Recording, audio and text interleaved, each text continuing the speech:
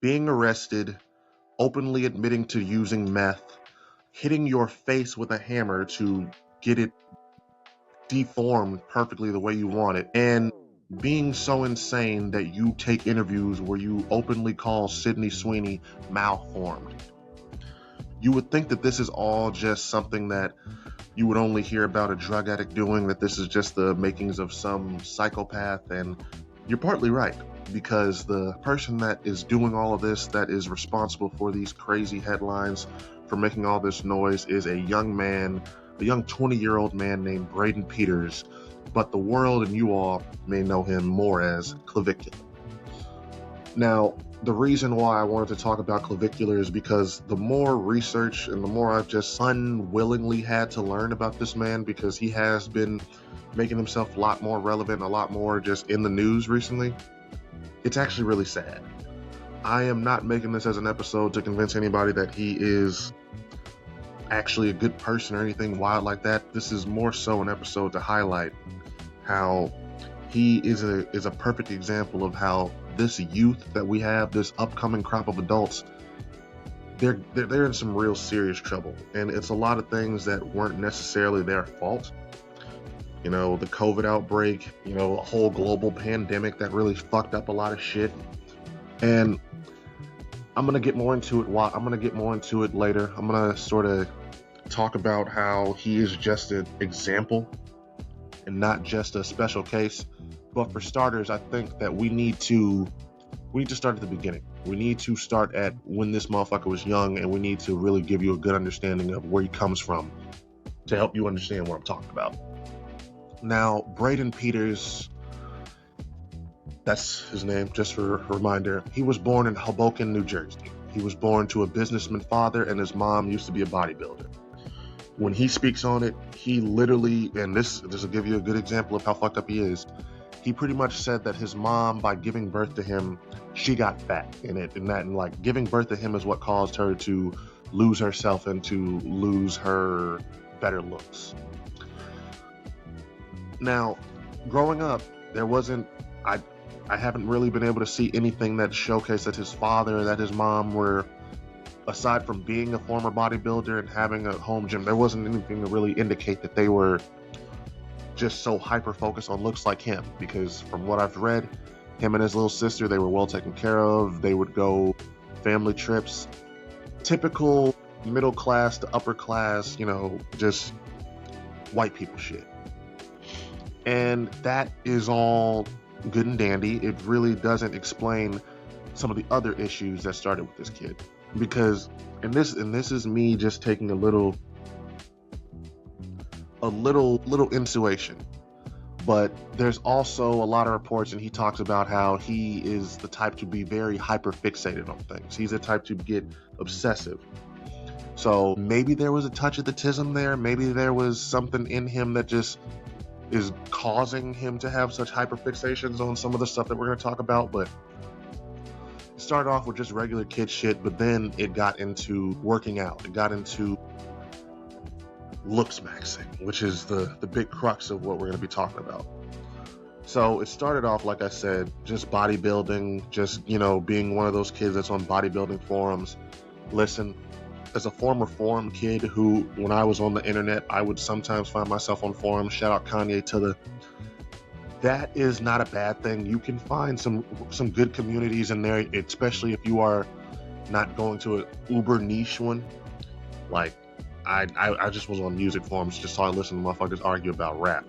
But this kid, bodybuilding forums and shit like that, just to give y'all a little indication, I've looked through that type of shit before. Not really, I'm not trying to say I was into bodybuilding, just because bodybuilding forums have a reputation of being the type of place where you're going to see a lot of just weird tastes and a lot of really weird types of people, because bodybuilders, especially the ones that are hyper fixated on it, they can a lot of times end up being, I don't want to say eugenics, but they're the type to really focus on pseudoscience and biology and the type of weird shit, the type of shit that this guy thinks. Because bodybuilding is one thing, that's like the level 1. Looks maxing, from what I've been finding out, is like the level 10 of just being on the psychotic side. Now, just giving y'all a better understanding of what looks maxing is. Looks maxing is obsessing over physical self-improvement.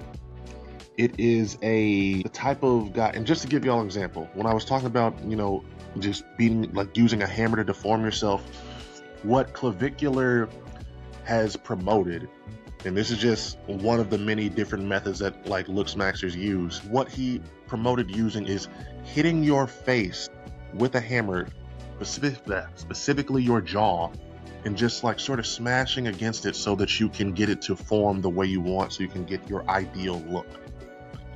Sounds fucking insane, I know, but this is the type of shit that this guy is pushing. I've seen videos and heard clips of this man promoting meth use. He talks about how models use cocaine, but instead he uses meth. He's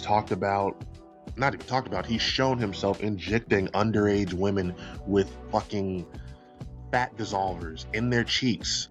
He has talked about using penis pumps to maximize his girth and just get a bigger one. It's just, he's doing all of this shit.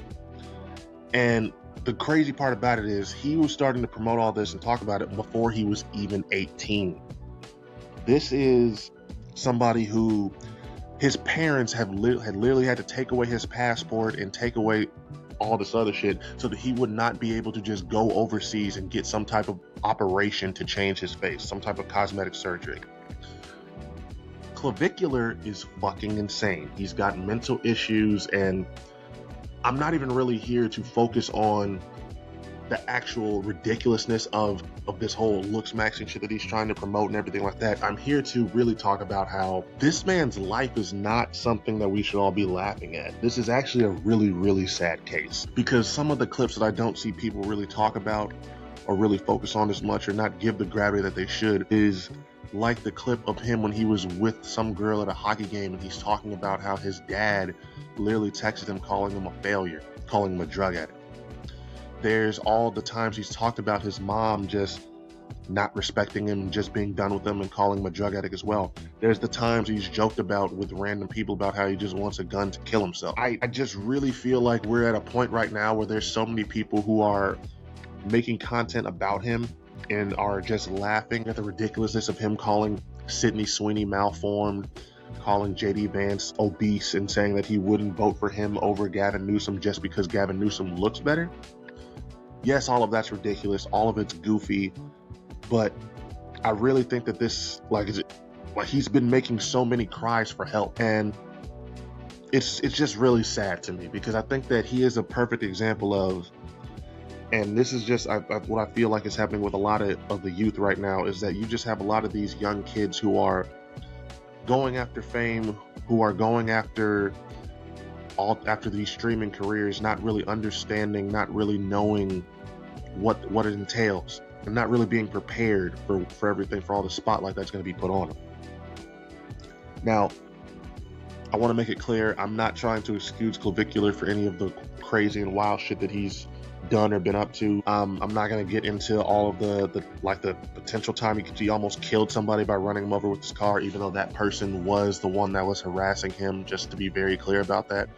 I'm not going to get into all of the racist shit that he's been a part of, him being part of that big group of fucking losers a couple weeks ago in Miami who were literally at a club with Hail Hitler by Kanye West playing and shit like that.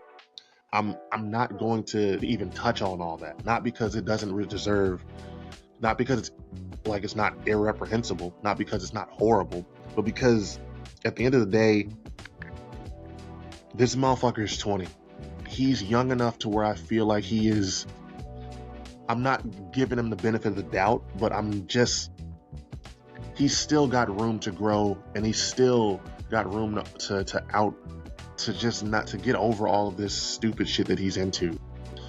And I just feel like he does need to be given not too much grace, but we all have to remember that he's just young, and that at the end of the day, this is all just like a mask. This facade that he's putting on, it's easy to see through if you really are to pay attention to his content for more than just clips in 30 seconds. Because anybody that is doing the shit that he's doing, anybody that is so obsessed with just trying to look the best, he's insecure. He's clearly not happy with himself as is, Clearly there was something in that little boy that he didn't like, or when he was young that he was looking in the mirror that he didn't like, which is what caused him to go so hard in this direction. And then going into those bodybuilding forums, being around all those weird incel and racist motherfuckers who are just throwing a whole bunch of bullshit into his head, giving him a whole bunch of nonsense that he took to heart as a young fucking 14-year-old. I understand how he ended up as fucked up as he did. Because it has to be said, man, when you're deep in those internet circles, when you're on these fucking forums and that is your main fucking way of like having interaction and communicating with people, that can fuck you up. Now, again, I was lucky. I had friends outside of the computer. I had friends in real life. Like I'm not trying to make it seem like I was the most outgoing, because I was a house nigga. I stayed in the house a lot.